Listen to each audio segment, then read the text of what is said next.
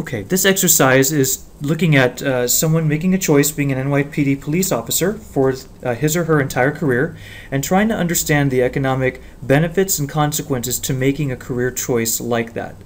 As you can see in the top left corner, I tried to pull some articles to support some of the assumptions I made with this analysis. And in terms of disclaimers, these are just very high-level estimates, really meant to just give a directional sense of what the economic gains and consequences are of making a career choice like this, and what type of economic security can an NYPD police officer have during his or her career as well as post-career. Naturally, there'll be quite a bit of additional follow-up on some of the calculations, as well as follow-up on what types of public policies are we putting in place as a society to support and not penalize people for making a choice, such as taking an honorable profession as being an NYPD police officer. So the first part of the analysis is to look at the lifetime earnings that one could get by making this career choice.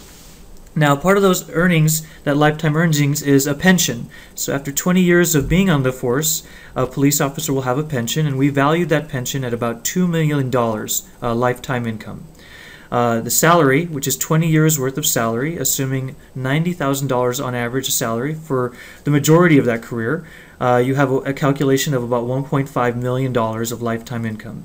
Now let's say after 20 years of the force, you're probably 42 or 43 years old, and you want to still have a job. Maybe you're do something in the security industry, and so let's assume that for another 25 years you're working, and the lifetime value of that salary for those 25 years is $1.25 million. So those three components totaled, you have $4.75 million of lifetime earnings from a choice of being an NYPD police officer. Now the question is, what happens to that income? That income, it doesn't go directly to savings.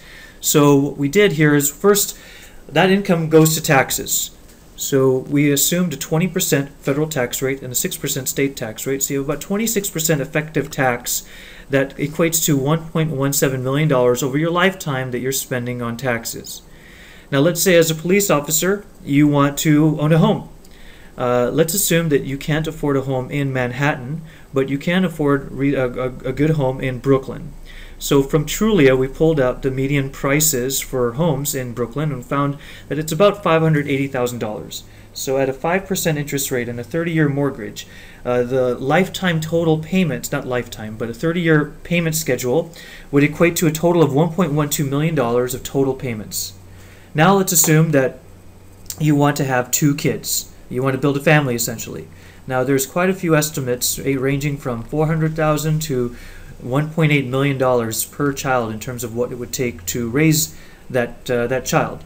Some estimates include paying for that child's college, state college or private college. Some estimates obviously think of higher estimates in terms of clothing and food, but for now we took a very conservative $500,000 per child estimate.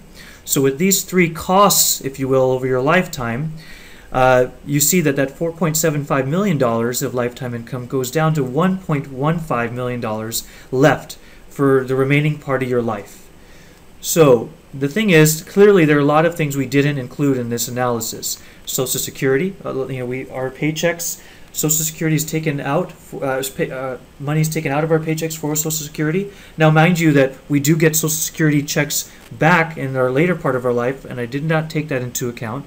So there's a plus minus associated with that line item. But there are a lot of additional taxes as well as expenses, like the amount of food, the amount of money you spend over your lifetime for food, cars, clothing, furniture, property tax, college tuition.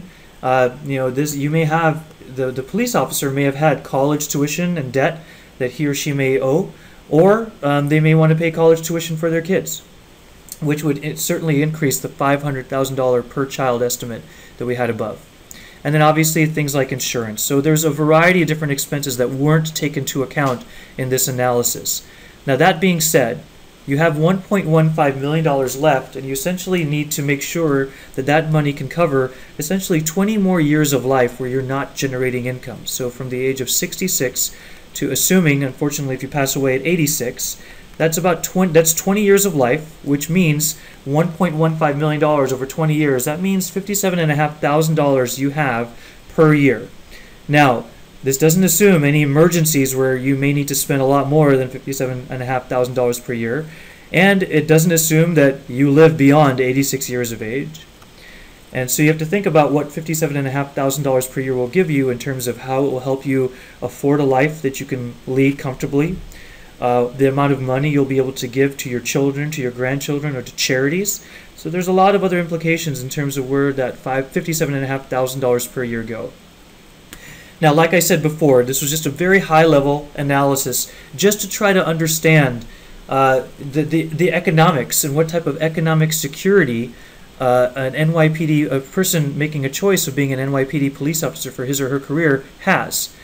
So there'll be several articles to come to analyze these numbers in more detail and some of the assumptions, but more importantly, to understand what type of policies are we putting in place so that someone who makes a choice of having an honorable career like an NYPD police officer still has economic security throughout their career as well as in their retirement. Thanks.